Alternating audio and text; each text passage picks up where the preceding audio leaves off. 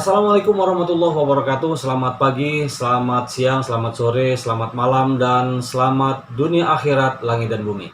Senang sekali saya bertemu dengan Anda kembali di channel Imron Kaya Raya dalam tema yang berbeda tentunya.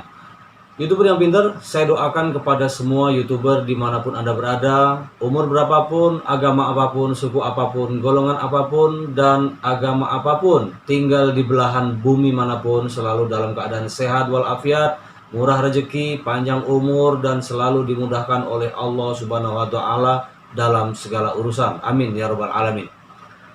YouTuber yang pintar, satu hal yang sangat mendasar sifat manusia itu adalah rasa curiga. Siapapun kita, siapapun dia, apapun jabatannya, pasti ada yang namanya kecurigaan.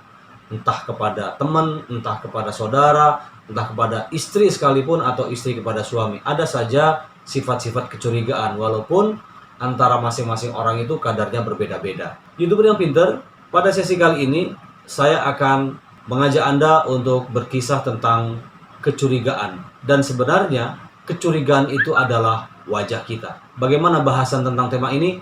Ikuti terus di channel Imron Kaya Raya.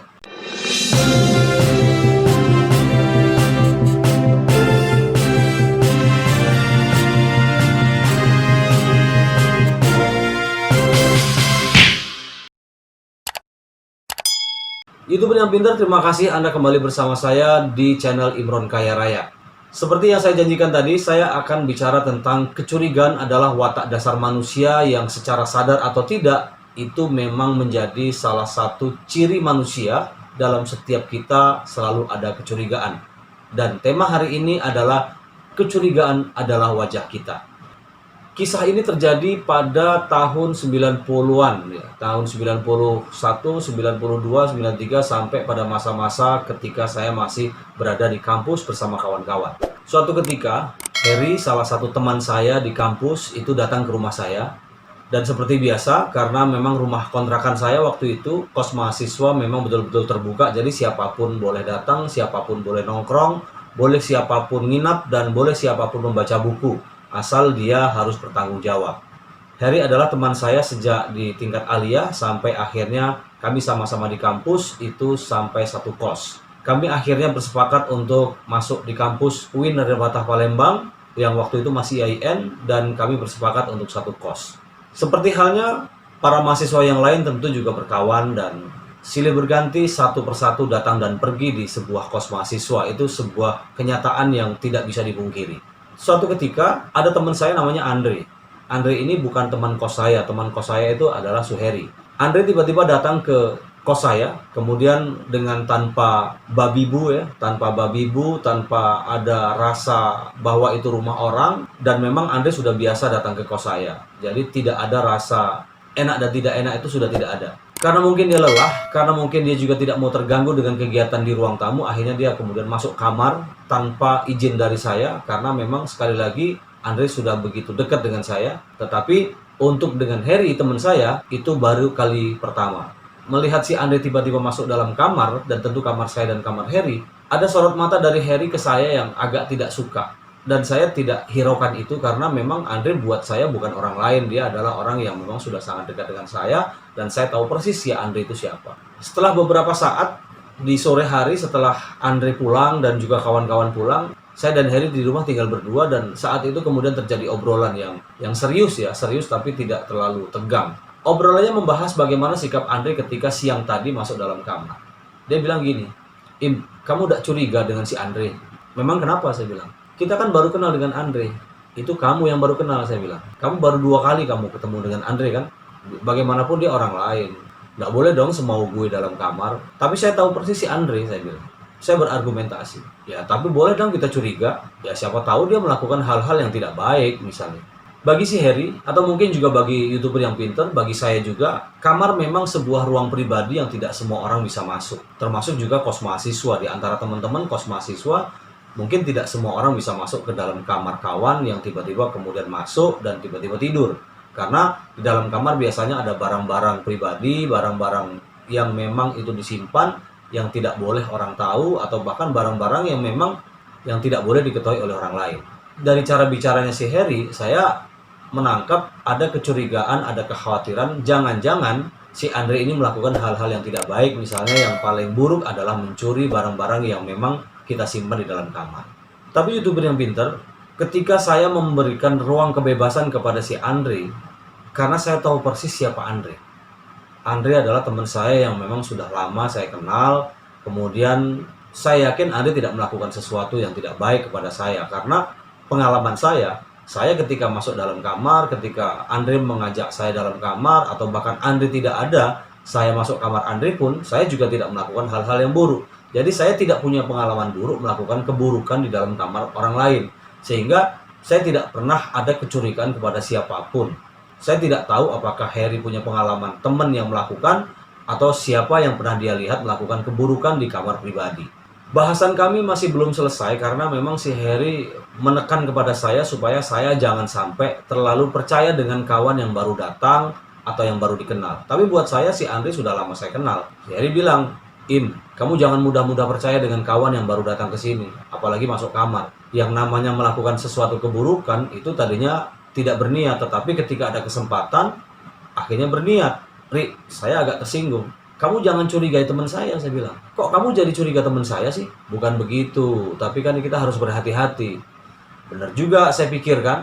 Saran saya, Im, ini saran si Harry. Keterbukaan kamu, kebebasan kamu memberikan ruang kepada teman-teman yang masuk kamar, kemudian tidur, atau minjam buku, dan lain sebagainya ketika kita tidak ada. Jangan sampai membuka ruang orang lain untuk berbuat buruk. Sudahlah, nanti kita bahas berikutnya. Saya tidak mau bicara soal panjang tentang hal-hal seperti itu. Bagi saya, saran si Harry tadi kepada saya sangat bagus dan itu menjadi masukan buat saya. Tapi bagi saya, yang harus dilakukan si Harry bukan bagaimana dia curiga kepada Andre kalau melakukan sesuatu, tapi yang mestinya disampaikan ke Harry, mestinya dia ngomong sama saya, barang-barang yang memang itu pribadi, barang-barang yang memang itu berharga, atau barang-barang yang memang tidak bisa dilihat oleh orang lain, ya disimpan saja. Karena apa? Karena biasa, namanya kos mahasiswa, namanya kamar mahasiswa, itu datang dan pergi, silih berganti. Ya biasa namanya kos mahasiswa, silih berganti, kawan datang dan pergi, karena itu sebuah pergaulan. YouTuber yang pintar, saya dan Harry berkawan sejak SMA dan sama-sama kami merantau dari Jawa Tengah ke Palembang, ke Lampung, ke Kabupaten Lahat, ke Tanjung Inim, dan beberapa kota lain, dan akhirnya terakhir itu di kota Palembang. Dalam dunia perantauan, saya masih ingat bagaimana pesan dari almarhum ayah saya, Abdul Salam. Kalau kita tidak pernah melakukan keburukan kepada siapapun, insya Allah orang tidak akan berbuat buruk kepada kita. Itu yang saya pegang. Maka ketika kemudian si Andre itu menjadi teman saya dan dia keluar masuk kamar saya, ya saya tidak ada curiga apapun. Tetapi saya juga tidak menggali apakah si Harry punya pengalaman seperti itu, atau si Harry juga pernah melihat teman dia mencuri barang-barang dia atau tidak tahu. Saya juga tidak tahu bagaimana Harry punya pendapat seperti itu. Apakah karena Harry pernah melihat keburukan yang dilakukan oleh orang lain, baliknya pernah juga melihat teman atau dia juga, dan lain sebagainya. Saya tidak tahu, saya tidak sempat menggali sejauh itu. Yang pasti ada kecurigaan si Harry kepada Andre, teman saya waktu itu. YouTuber yang pintar, hari berikutnya Andre datang lagi ke tempat kos saya dan ketemu lagi juga dengan Harry. Dan masih bahasanya itu-itu saja. Jadi saya tidak mau pusing dengan persoalan-persoalan kecurigaan. Karena apa? Karena saya selalu berpikir positif kepada teman. Bagi saya berpikir negatif itu malah menjadi problem saya ketika saya harus curiga dengan teman. Kenapa? Karena kalau kita dengan was-was dan kecurigaan, akhirnya saya juga tidak tenang menerima teman-teman yang ada di kos. YouTuber yang pintar, beberapa orang bijak, dari kisah ini saya kemudian mengambil pelajaran. Apa yang kita pikirkan, apa sikap kita dalam hati kita terhadap orang lain itu adalah pikiran kita sendiri. Jadi ketika kita berpikir negatif, maka dia akan mengirim sinyal negatif pada orang yang tidak berbuat buruk jadi berbuat buruk. Apa yang kita pikirkan, apa yang kita rasakan terhadap orang lain itu adalah sebuah sinyal sebuah sinyal diri Anda dan pola pikir Anda yang selalu negatif terhadap orang lain. Sehingga apa? Ini yang membuat problem kecurigaan dalam diri Anda yang berlanjut-lanjut. Bahkan kalau kita mau ekstrim, melihat sikap Harry curiga dengan Andre, atau saya curiga dengan Anda, atau saya curiga dengan siapapun, ini secara tidak langsung saya sebenarnya sedang membuka diri saya, yang diri saya sendiri itu selalu dikungkung, diracuni dengan rasa kecurigaan yang terus-menerus, dan itu akan menjadi penyakit hati dalam diri saya. Dalam kasus lain, misalnya dalam sebuah organisasi, kita dalam sebuah organisasi itu biasa ada ketua, sekretaris, dan bendahara. Kemudian ada kesepakatan dari organisasi menunjuk salah satu teman kita menjadi bendahara. Nah, pada saat bendahara sudah menjadi kesepakatan ditunjuk oleh tim, dan tiba-tiba kita muncul kecurigaan, wah jangan-jangan bendahara ini akan menggelapkan uang. Secara tidak langsung sebenarnya kita sedang membuka aib bahwa itulah baju kita. Secara sadar atau tidak, saat itu sebenarnya kita sedang membuka jati diri kita, membuka baju kita, bahwa jangan-jangan ketika Anda atau saya ditunjuk menjadi bendahara mengelola keuangan, jangan-jangan kita juga akan melakukan hal yang sama sebagaimana yang kita curigai. Kenapa? Karena karena kita kepada orang lain sudah curiga, wah jangan-jangan dia nanti ngelola uang nggak jujur. Nah, artinya apa? Justru kecurigaan itu adalah wajah kita. Kita sedang membuka jati diri kita. Jangan-jangan ketika kita menjadi bendahara, justru kita akan berbuat tidak jujur. YouTuber yang pintar, rasa curiga, was-was, khawatir itu adalah manusiawi. Tetapi itu pikiran negatif yang kalau seandainya kemudian itu kita pupuk terus, kecurigaan, was-was, sampai akhirnya suuzon, maka itu akan menjadi racun dalam diri kita, dan kita akan pusing dengan persoalan-persoalan orang lain, dan akhirnya kita tidak pernah akan bicara tentang diri kita siapa.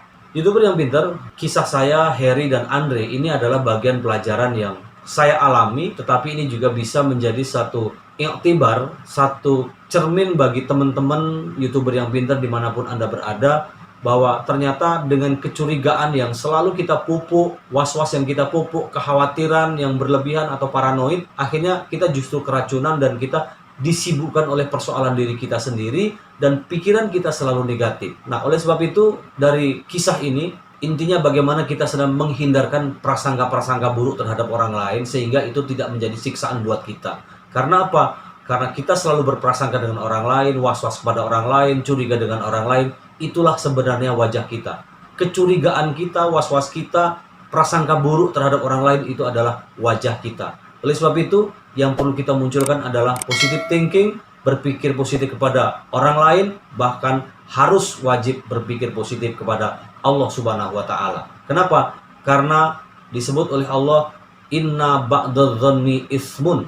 Sesungguhnya prasangka buruk itu adalah bagian dari dosa. Prasangka saja bagian dari dosa. Oleh sebab itu, dilanjutkan dalam ayat berikutnya, wala tajassasu wala yaghtab ba'duhum ba'do. Jangan kamu mencari-cari kesalahan orang lain dan jangan kamu menggunjing antara satu sama lain. Kenapa? Karena itu adalah bagian dari perbuatan yang tidak baik, akan membuat kita tersiksa dan kita justru tidak bisa menyelesaikan persoalan-persoalan pokok, persoalan-persoalan penting yang sebenarnya harus kita selesaikan. Kalau Allah Subhanahu wa Ta'ala, Tuhan yang Maha Kuasa, sudah sedemikian banyak memberikan akal pikiran, energi positif kepada diri kita, kenapa kita harus memupuk energi negatif, apalagi memandang negatif pada orang lain? Bukankah kita harus memupuk energi positif, terutama dengan Allah Subhanahu wa Ta'ala, berhusnuzon kepada orang lain, berhusnuzon kepada Allah, itu akan lebih baik, hidup menjadi rileks dan akan menjadi tenang, akan lebih dekat dengan Allah Subhanahu wa Ta'ala. Terima kasih YouTuber yang pintar, semoga bermanfaat. Selamat pagi, selamat siang, selamat sore, selamat malam, selamat dunia akhirat, langit dan bumi. Dan kita akan ketemu lagi di channel Imron Kaya Raya dengan tema yang berbeda. Wassalamualaikum warahmatullahi wabarakatuh.